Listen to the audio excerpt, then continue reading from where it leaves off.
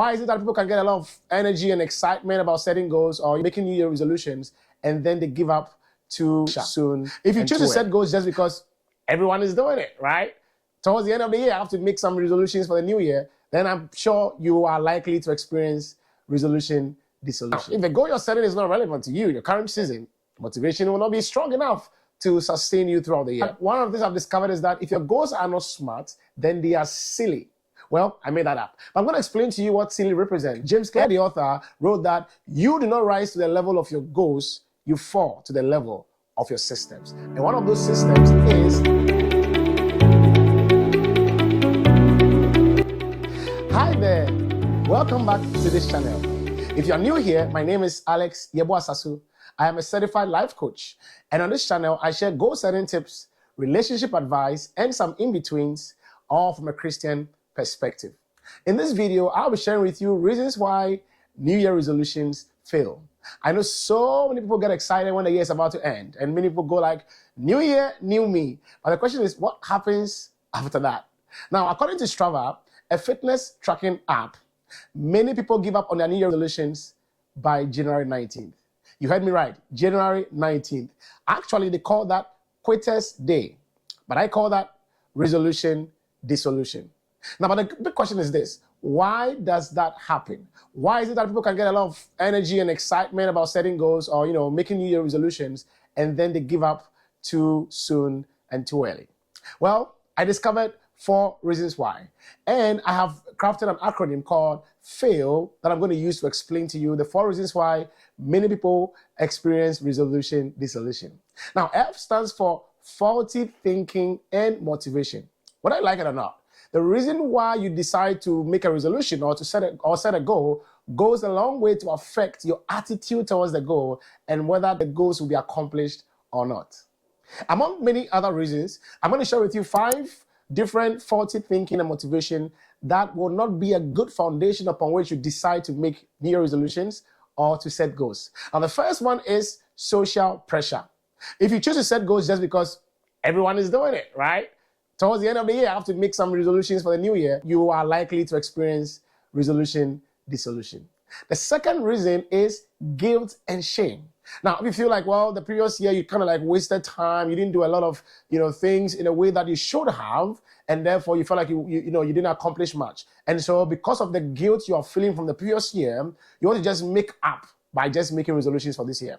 And that will make you just feel excited and just feed your ego. If that's your motivation alone, that is not enough to sustain motivation. The third reason is perfectionism. That is when you think that, setting goals will actually complete who you are as a person. And then if you don't make resolutions or set goals, it means that there's something missing about who you are as a person.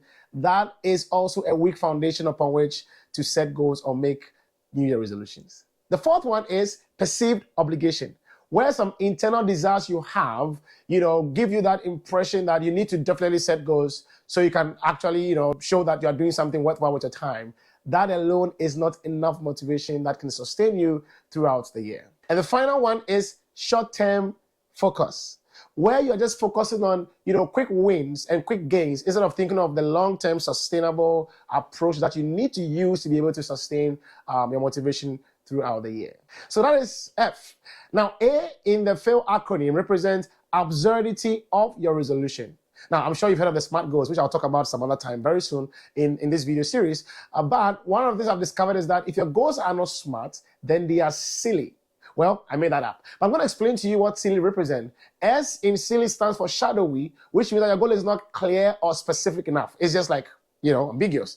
And then I represents immeasurability, which means that you're not able to, measure your goal to tell whether the goal has been accomplished or not. I always say that if you set a goal and you cannot tell for sure that it has been accomplished, or you can't even tell the degree to which it has been accomplished, then your goal is actually immeasurable.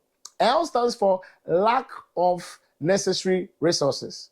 What does that mean? It means that, you don't have the resources, you don't have the tools and the equipment and the skill set that you need to be able to accomplish the kind of goal that you have set for yourself. Once that is the case, you are likely to experience resolution dissolution. The other L stands for lack of immediacy of application. Now, if the goal you're setting is not relevant to you, your current season, motivation will not be strong enough to sustain you throughout the year.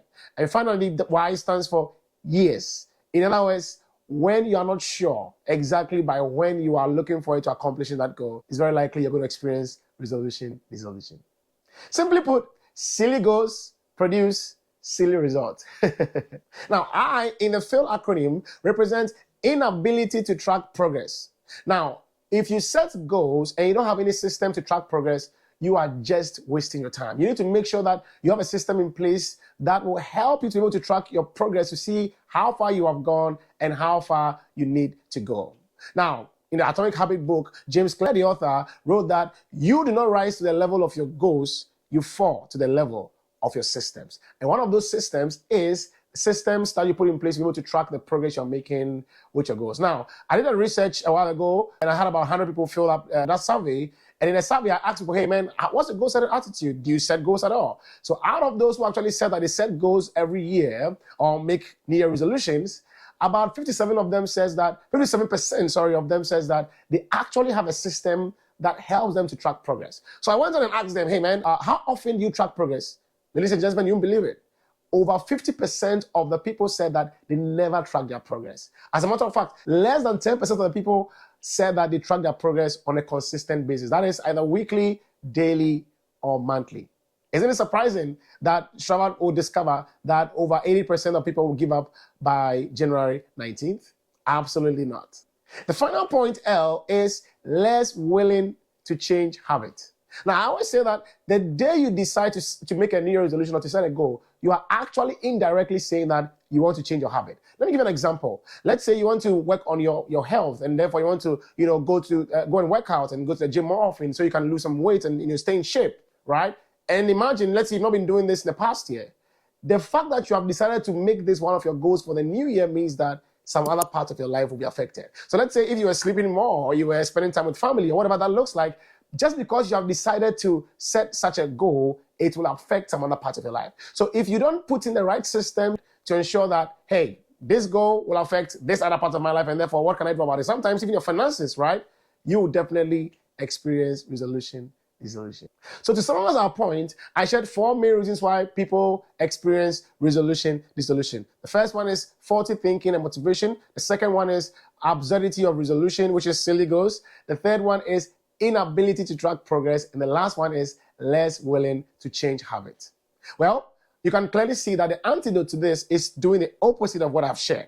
And guess what? Stay tuned for more. I have more content and stuff for you to help you with specific strategies and specific steps you can take to ensure that you don't experience resolution dissolution. Having said all of this, I'm a firm believer that goal setting make a huge difference. And watch out for the next video. I'll be talking to you about why it is important to set goals. I hope you liked this video. If you did, please like it. Put a comment in the section. If you have any questions that you want to ask, please feel free to do so. If you have any constructive criticism, do so as well. And I'll definitely see you in the next one. What a joy.